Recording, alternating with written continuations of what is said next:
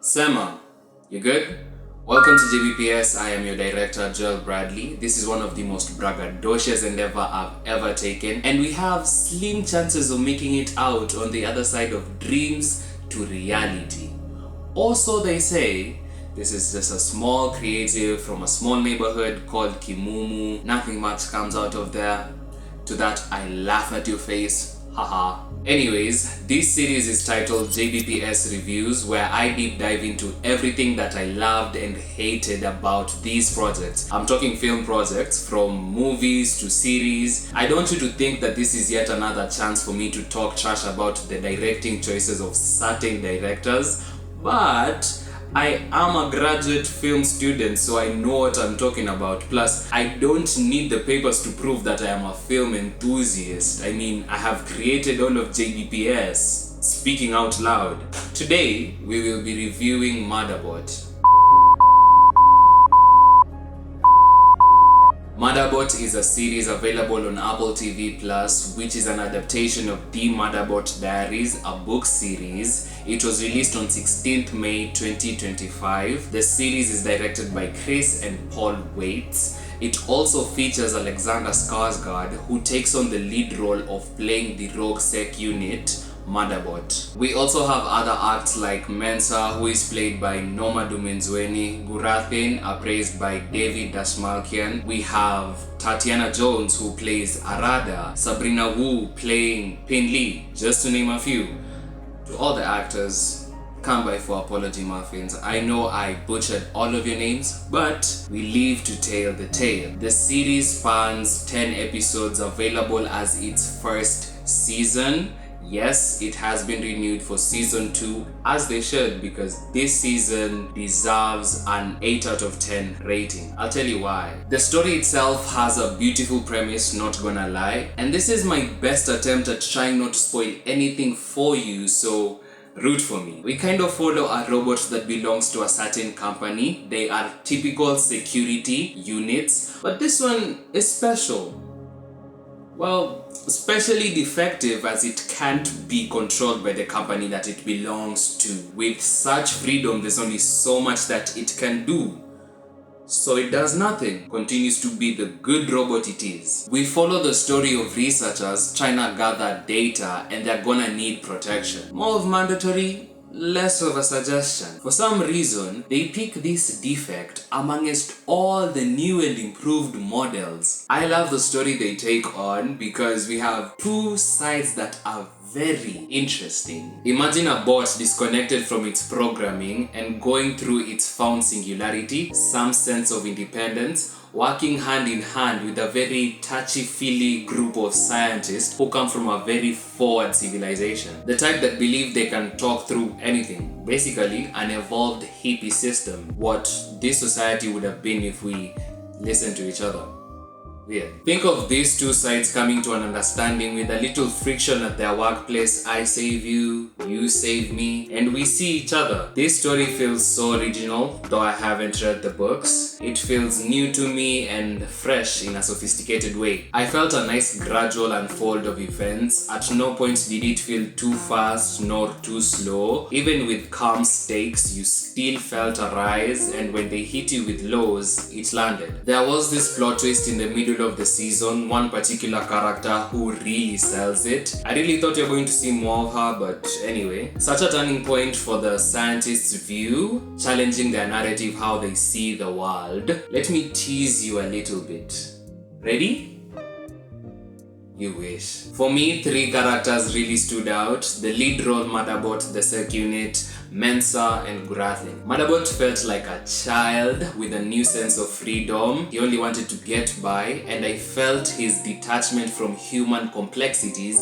It's apparent, but in a playful manner. Alexander does a beautiful job of portraying the character. You feel the stiffness as he swims through the sea of human emotion. Another character I loved was Gurathin, the modified android human. I loved his skeptical nature from the beginning. Really well done by the actor David. They are at odds most of the time with Murderbot, but I love how they connect. We gotta have a cool, calm head to balance the energy transfer between droids. That's why they plugged Mensa to manage them. She is the well-articulated leader who puts the welfare of her team above her own. Even though she has her own hurdles, she still sacrifices. I felt the characters are well developed, not gonna lie. I mean, both sides lead into a reasonable ending, leaving much to be desired, so let's wait for season 2. This project is post-utopian, not based on present day, but civilization will be civil and the human nature isn't lacking here for us to connect to. I related to Mensa. With her, she's far away and facing a lot, trying to make it through the research, and the attacks do not even help. I also felt Gurathin from his backstory. Broski has been through hurt. No wonder he is the way he is. Y'all did this to him.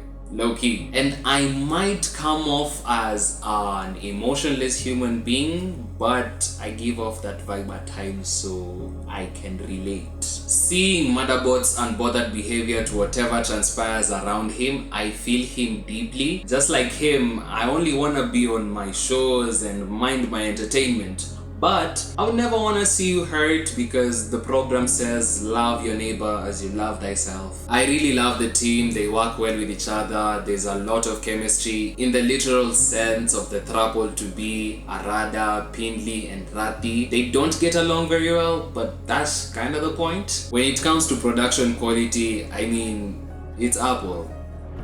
Come on.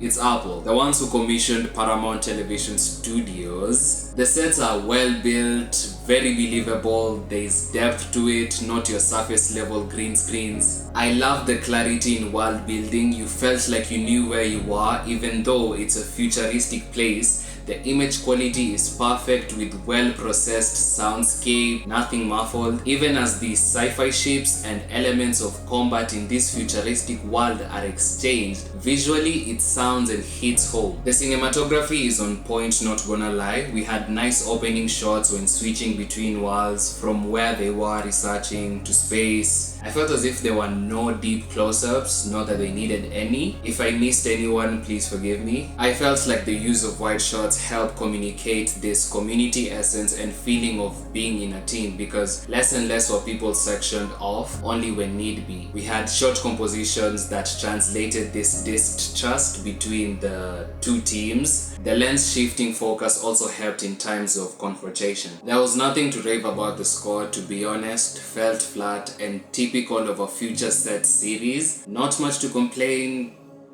It was okay. I loved how they sold the helmet reveal, some good quality VFX. All power blasts landed, not gonna lie, and the rings of propulsion for their ship was on point. The crossing between Murderbot's POV with the way he interacts with interfaces was set at par with Gurathin, because he also has his own view of digging around. It's hard not to cross over to the spoiler section as I explain this, but just watch the difference of how it feels for a bot to get in touch with human emotions, because they actually gave us a visual for it. Beautiful interpretation. The sets felt fresh for the sake of not repeating myself, but yo, they felt futuristic, special, grounded, and earthy. At least, the Cooperation Dream was another vast place to visit. Didn't like the outward design, but we had good, unique interiors that felt so rich and prime. When it came to their costumes, they never stood out, but we had the separation of class and function. We had work clothes that felt like work clothes, super techy. In my mind, reminded me of China streetwear, tactical and light.